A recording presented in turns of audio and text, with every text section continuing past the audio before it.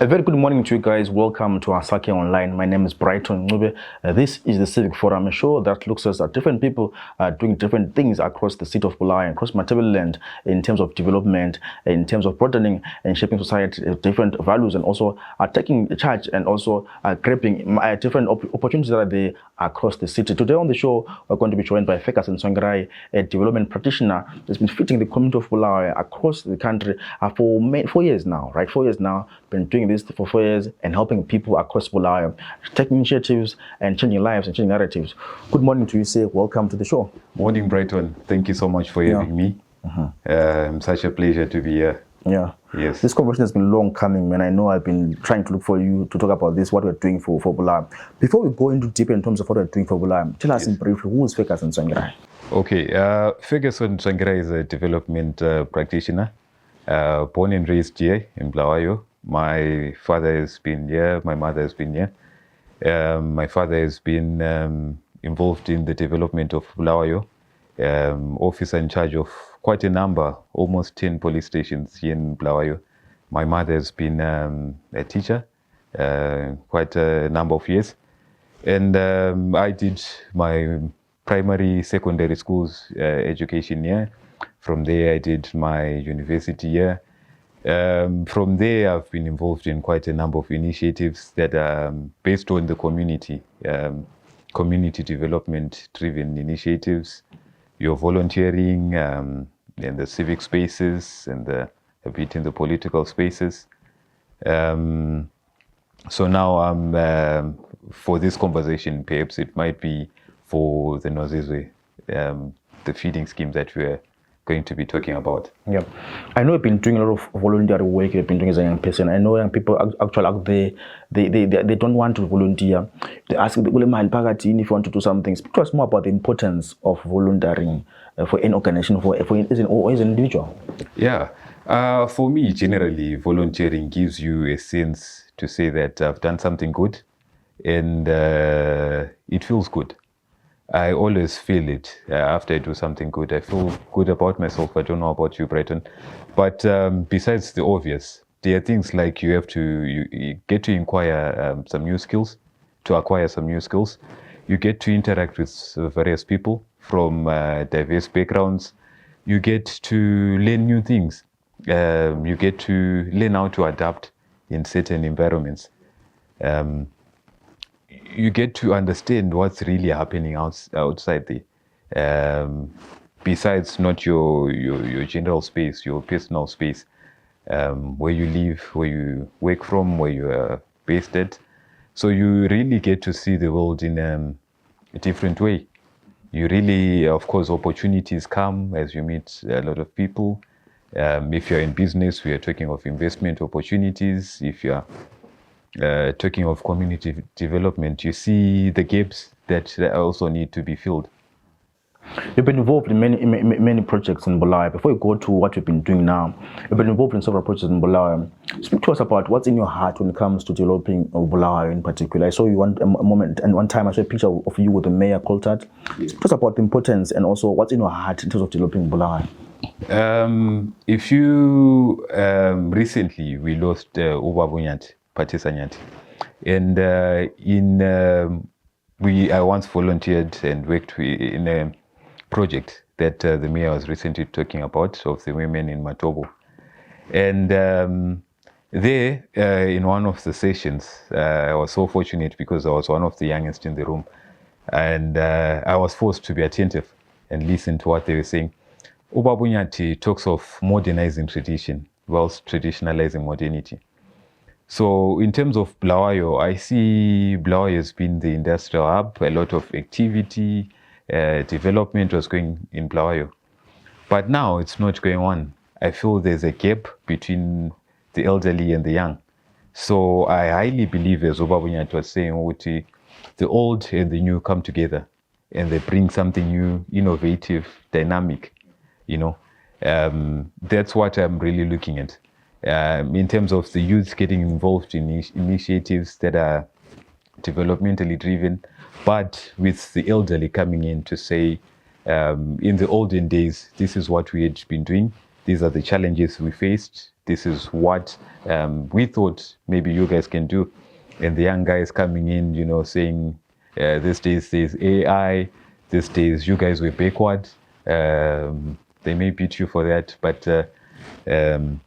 that's the approach that I look at things, to say we must come together, the old and the elderly and the young, people from diverse backgrounds, and come together for the development of Bulawayo. I myself I'm a youth, so it's easy for me to relate with the youth, but I try to work with the elderly to get as much knowledge as we can from them.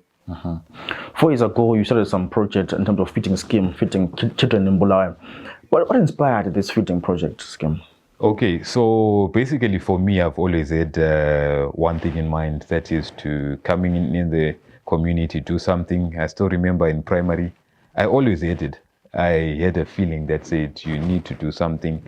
I think growing up, I always told people I'll be a politician and a businessman, because I thought it was all about helping people, the business being there to support you and give you some surplus to support.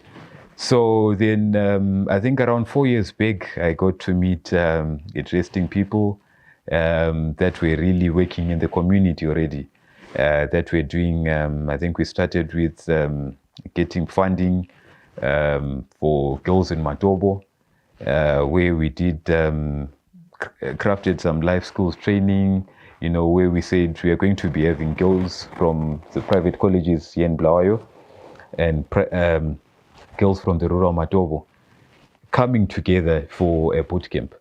The girls from these private colleges that are more fortunate get to pay for these girls that are coming from the other side, and they get to network, exchange ideas, show each other a different way of life.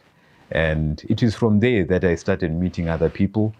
One lady, to be specific, Iris Mhlanga, who was already doing it. 2018, she formed a trust called the Nozizo Mother of Nations Trust, having been inspired by J. Temba. I know maybe you might know the shops. Yeah. So your father had been the chairman of Islanders for some time. He had been, I think, one of the first businessmen, here in Bulawayo.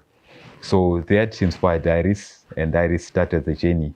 So I would then later join in the journey, as now they call me Mr. Ambassador for that charity.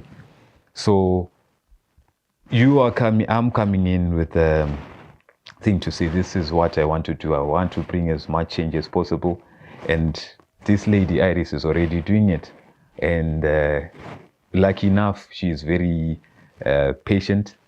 She took me through the ropes, showed me this is what we are doing, and I think from there there's been magic.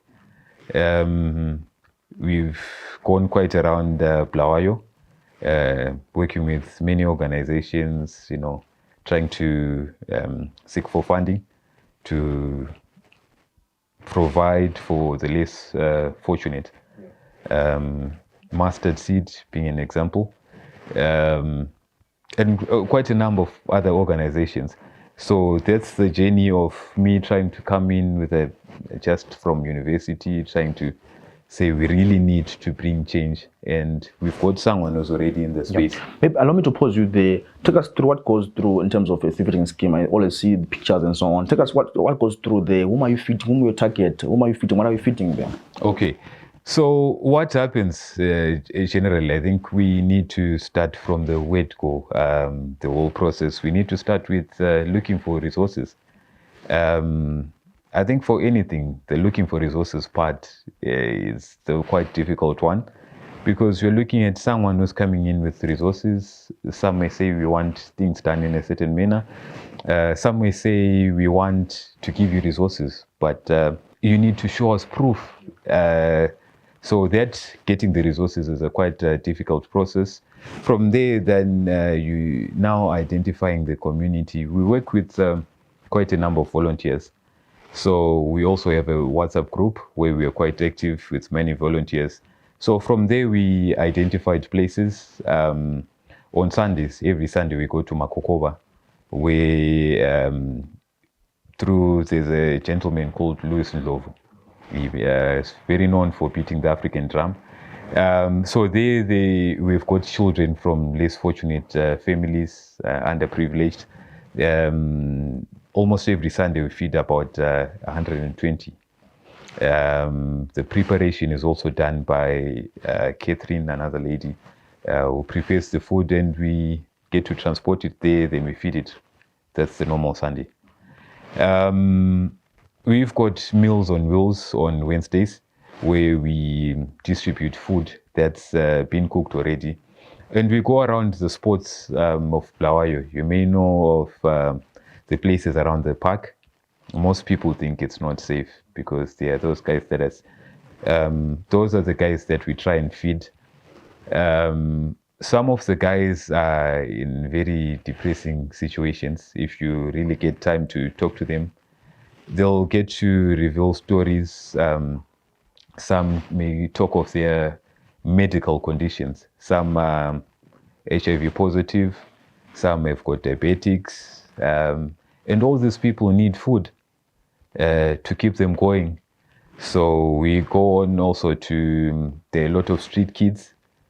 Some may just take the food, some may refuse to take the food if you're not familiar with them. We also work with mustard seeds, and we also identify where there's need, really, because we have had a lot of challenges with water, and those are some of the places where we go to do our soup kitchens. Yeah. Spoke of Makokova, right? Allow me to come through. Spoke of Makokova there, and also going to the park, and also going to other streets in Bulawayo, feeding the community there. How has been the response from the community there in Makokova, and also people that we find in park in Bulawayo? In terms of abantu sibatholayo by the park, ngabantu like who are really happy when they see the food. Some partially affected in the brain, and they won't be able to speak to you, but you'll see with a smile. So that shows perhaps that they are happy. They feel we've got a meal for a hot meal after maybe a few days. So that's actually something positive for us. When you're just walking, not particularly involved with the meals or the donations, they can come to you and greet you and start a conversation. So to me as an individual, I think that is very much, it gives me a good feeling. The same as Iris I talked about, it's really something. In terms of Makokova, we've seen a lot of the elderly there, you know, coming to give kind words. Siyabonga, liphenduke futhi, liqhubeke libuya ngapha. You know, it's really something that gives us a drive to say, go out there, try and meet people that can come and support these initiatives. Just like what we do, Santa comes to Makokova every year, where we feed the kids and the elderly. I think for the past years, I've been coming in on a horse given to us by the police, and we give them sweets, we give them a decent meal, Christmas celebration. So the people are really grateful for that. And besides the food aspect, I've managed to partner with one lady who's been doing permaculture, and we've done a workshop on urban gardening. She came all the way from Zimba, and we've done those initiatives where we encourage the youth, as I was saying earlier on, to get involved, take charge. And the elderly are happy. The youth are actually encouraged to get involved. Yeah. Now let's zero in into these sustainable projects. I spoke about gardening and so on. To say every community must have a garden to sustain the community. Also, they can sell the produce there. Yeah. Speak about to us about the importance of having those projects, the community garden, how the impact of the community garden to the community. Yeah, I think generally the first thing we may want to talk about is we've had a drought. We've had a situation whereby most of our dams in Bulawayo actually have a leakage. So we are not receiving the exact amount of water that we should be receiving. So that is very much concerning. We've got other issues such as, your climate change. Those are very much concerning. So with the issues of sustainability, I think when we talk about agriculture, food subsistence, we need to talk of concepts such as permaculture, where a family household can just produce for themselves. Abagcina inkukhu, liyagcina inkukhu ngemva ngale, you take the waste from inkukhu libuye lokufaka engadini. You can even have a container, amagabha la, take that manure, put it there. You can even sell it as manure. So that actually helps us to reduce waste, ukulahla. So I think those are some of the initiatives I really think can help us ensure that we are food secure at a household level, before we then go on to say the government must do this and so forth, but coming in from a household level. I think those are quite important. You spoke about challenges earlier on, issue of resources. So say if you're looking for funding, if you're looking for resources, if it's the food that you're cooking now, you need to buy the food, right? Yes. Speak to us about challenges that you've faced so far. For 4 years you've been doing this. What are some of the key challenges that you've faced so far? I think there is always going to be a lot of resistance. Why are you doing that? Is it for political gain? Are you pushing your hidden, maybe religious agenda? Are you... What exactly? So a lot of people want to know, and they may want to bring it in an unacceptable manner, if you may understand. So konokwana really, it's frustrating. There's, for every organization, I think there's the donor fatigue. To say that the donor may just feel tired, we've been doing this. So then that comes in to say that we also need to now look at sustainable ways, sustainable measures to look at implementing in the future, to say these are some of the things we're going to use to ensure that there's sustainability. Volunteers, a shortage of volunteers. Young people are not really passionate about it. There's a few maybe that are also in the developmental space that come through. Abadala are not really able to come through. They're busy, health reasons, amongst many other things. So that's one of the things. But speaking on the sustainability project, as a development advocate, practitioner, I'm also looking at, I'm working with the Kusasa Hub, where we are looking at introducing recycling hubs. We are actually in a conversation with the council, where we want to create a hub where we teach the youth about recycling. Sometime last year, the mayor introduced the Bleed Spring Cleanup, and I still remember at the tour of the Makokova. And I just took a mini survey where we had your water bottles and your Njengo bottles and your Pronclear bottles. Generally, the ratio was a 1:4 ratio. So abanye bengathi hayi lapha usemakhokoba, it's expected of that. But really, a ratio of 1:4 is really concerning. So with that hub, we then come in to say we are now fighting drug and substance abuse, yet also creating an employment for the youth through waste projects such as waste to energy. I'm sure there's quite a number of guys that are going around picking water bottles. So that waste can be transformed to energy, which is would be good for our city. I'm sure you've seen Namakeza Hamba, a lot of things like that. So that's one of the projects that I'm working on. You spoke about Christmas. You say every Christmas you go to the community on a horse and try to do the Santa visitation and so on. Yes. We're going to December right now. What are the plans for this project in terms of giving out to the community and also cheering their faces this Christmas? Yes, for this year we've got Santa comes to Makokova. where we are going to be having a big Christmas party for the kids specifically. We are mobilizing resources. Then from the mobilization of resources, we are now then going to go to Makokoba, and we do a party where we are just going to give the kids a decent meal. From the decent meal, we get a mini celebration where they listen to some good music, censored music, of course. Then the kids can get to enjoy themselves. It's always good to do something good on Christmas. And I actually invite you, Brighton, there. So with that, we are still taking donations.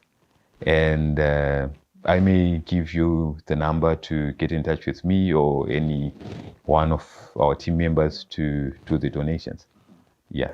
Before we do that, what are the future goals for this project? You've been doing it for 4 years, next year going to 50th year. Yeah. What are the future plans for this project? I think for now, we have managed to reach quite a number of wards and constituencies here in Bulawayo.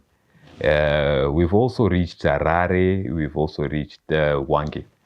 But we now are looking at doing it at a national level to say if the funds are permitting, we expand to do it at a national level. We work hand in hand with the government, we work hand in hand with the council, we work hand in hand with the business community and other donors, and we get to empower the communities. Yeah. Lastly, Ferguson, if someone wants to sponsor you with the food, to help you with the Christmas party and for the kids, yes, how can they reach out to you? They may get in touch. I can give you my number. It's 0784 393 907. 0784 393 907. Everyone is free to give me a call, to give a shout. This is what they want to donate, and we can make it possible.